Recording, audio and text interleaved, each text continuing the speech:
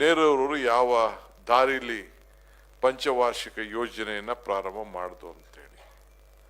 ಈಗ ಇಂದಿರಾ ಗಾಂಧಿಯವ್ರ ಕಾಲ ಬಂತು, ನಾವು ಯಾರು ಬ್ಯಾಂಕ್ಗಳಿಗೆ ಹೋಗಕ್ಕೆ ಆಗ್ತಿರ್ಲಿಲ್ಲ. ನಾನೇ ಒಂದು ಕಾಲೇಜಲ್ಲಿದ್ದೆ, ಒಂದು ಸ್ಕೂಟ್ರ್ ತಗೋಬೇಕಾಯ್ತು 5,000 ರೂಪಾಯಿಗೆ.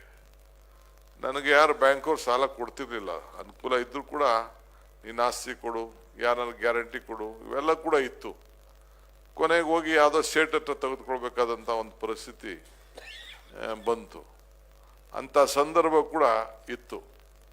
ಆದರೆ ಇವತ್ತು ಬ್ಯಾಂಕ್ನ ರಾಷ್ಟ್ರೀಕರಣ ಮಾಡಿ ಮನೆಗೂ ಕೂಡ ನಿಮ್ಮ ಪರಿಸ್ಥಿತಿ ಅಂದರೆ ಕ್ರೆಡಿಟ್ ಕಾರ್ಡಲ್ಲೇ ನಿಮ್ಮ ಕಾರ್ ತೆಗೆದುಕೊಳ್ಳುವಂಥ ಒಂದು ಪರಿಸ್ಥಿತಿ ಇವತ್ತು ಬ್ಯಾಂಕಿನ ರಾಷ್ಟ್ರೀಕರಣ ಮಾಡಿಕೊಟ್ರು.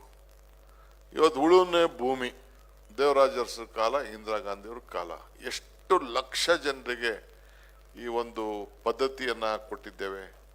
ಈಗ ಮನೆ UPI ಸರ್ಕಾರ ಬಂದಾಗ ಅರಣ್ಯ ಭೂಮಿ ಅಲ್ಲೂ ಕೂಡ ಪರಿಷ್ಠ ಪಂಗಡದವ್ರಿಗೆ 25 ವರ್ಷ, ಬೇರೆಯವ್ರಿಗೆಲ್ಲ 75 ವರ್ಷ ಅಂತೇಳಿ 3 ತಲೆಮಾರು ಕೂಡ ಕೊಟ್ಟಿದ್ದೇವೆ. ಇವೆಲ್ಲ ಕಾನೂನು ಚೌಕಟ್ಟಿನಲ್ಲಿ ಸಂವಿಧಾನದ ರೂಪದಲ್ಲಿ ಕೊಟ್ಟಂತ ಒಂದು ವಿಶೇಷವಾದಂಥ ಕಾರ್ಯಕ್ರಮ. SM ಕೃಷ್ಣ ಅವ್ರ ಕಾಲ ಇತ್ತು, ಬಿಸಿ ಊಟ ಅಂತ ಪ್ರಾರಂಭ ಮಾಡಿದ್ರು. ಯಾರಿಗೆ? ಪುಟಾಣಿ ಮಕ್ಕಳಿಗೆ. ಶಾಲೆಗೆ ಬರೋದನ್ನ ತಪ್ಪಿಸ್ಕೊಳ್ತಾ ಇದ್ದಾರೆ, ಅಟ್ಲೀಸ್ಟ್ ಅವ್ರಿಗೆ ಒಳ್ಳೆಯ ಆಹಾರವನ್ನು ಕೊಡಬೇಕು ಅಂತೇಳಿ ಆ ಬಿಸಿ ಊಟ ಕಾರ್ಯಕ್ರಮವನ್ನು ಪ್ರಾರಂಭ ಮಾಡಿದ್ರು. ಮೊನ್ನೆ ಹೋದ ತಿಂಗಳು ಲಕ್ಷ್ಮೀ ಹೆಬ್ಬಾಳ್ಕರ್ ಅವರ ಇಲಾಖೆಯಲ್ಲಿ ಅಂಗನವಾಡಿ ಕಾರ್ಯಕ್ರಮನ ಮಾಡಿದ್ರು. ಮಕ್ಕಳಿಗೆ ಪೌಷ್ಟಿಕ ಆಹಾರ ಕೊಡುವಂಥ ಒಂದು ಕಾರ್ಯಕ್ರಮ ಅಂಗನವಾಡಿ. ಏನು ಇವತ್ತು ನಮ್ಮಲ್ಲಿ ಈ ದೊಡ್ಡ ದೊಡ್ಡ ಸ್ಕೂಲ್ಗಳಲ್ಲಿ ಬೇಬಿ ಸಿಟ್ಟಿಂಗು ಬೇರೆ ಬೇರೆ ಅಂತ ಏನು ಹೊಸದಾಗಿ ನಾವು ಇಟ್ಕೊಂಡಿದ್ದಾರೆ, ಲಕ್ಷಾಂತರ ರೂಪಾಯಿ ಫೀಸ್ ತೆಗೆದುಕೊಳ್ತಾರೆ. ಅವತ್ತು ಗ್ರಾಮೀಣ ಪ್ರದೇಶದ ಮಕ್ಕಳಿಗೆ ಈ ಅಂಗನವಾಡಿ ಕಾರ್ಯಕ್ರಮವನ್ನು ರೂಪಿಸಿದ್ದು ಶ್ರೀಮತಿ ಇಂದಿರಾ ಗಾಂಧಿಯವರು. ಆ 50 ವರ್ಷದ ಕಾರ್ಯಕ್ರಮವನ್ನು ನಾನು, ಸಿದ್ದರಾಮಯ್ಯ ಸಾಹೇಬರು ಮತ್ತು ಅನೇಕ ನಮ್ಮ ನಾಯಕರುಗಳೆಲ್ಲ ಹೋಗಿ ಅವತ್ತು ಕೂಡ ಪಾಲ್ಗೊಂಡು ಭಾಳ ಯಶಸ್ವಿಯಾಗಿ ಕಾರ್ಯಕ್ರಮ ಆಯಿತು. ಇದನ್ನೇನಾದ್ರು ಅಂಗನವಾಡಿ ಕಾರ್ಯಕ್ರಮ ತೆಗೆದಾಕಾಯ್ತಾ?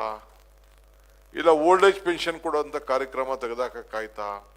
ಇಲ್ಲ ಯಾವ್ದಾದ್ರು ಬ್ಯಾಂಕ್ ರಾಷ್ಟ್ರೀಕರಣ ತೆಗೆದಾಕಾಯ್ತಾ? ಬಿಸಿ ಊಟ ತಪ್ಪಕ್ಕಾಯ್ತಾ?